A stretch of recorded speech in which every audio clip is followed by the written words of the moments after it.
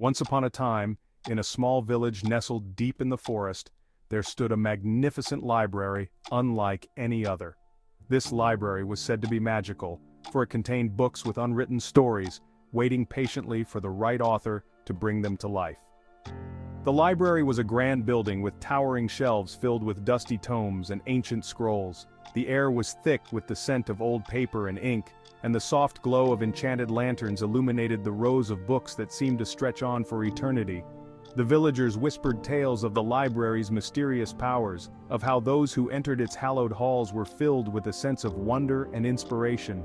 Many aspiring writers and storytellers from far and wide made the pilgrimage to the library, hoping to find the book that would spark their creativity and change their lives forever. One day, a young woman named Elara arrived at the library, her heart heavy with the weight of unfulfilled dreams.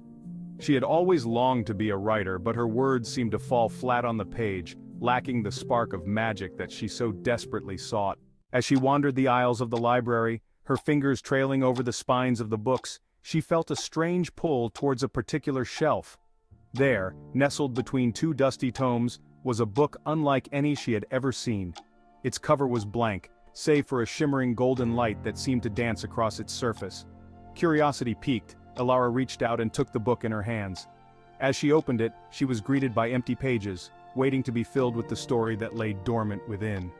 A surge of excitement coursed through her veins, and she knew in that moment that this was the book she had been searching for. For days on end, Elara sat at her desk, pen in hand, pouring her heart and soul into the pages of the book.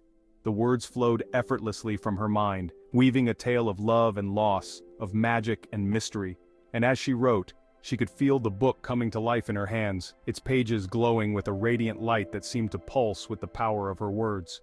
When she finally finished the story, Elara closed the book with a sense of satisfaction and wonder. She knew that she had found her voice as a writer, that the magical library had given her the gift of storytelling that she had always longed for.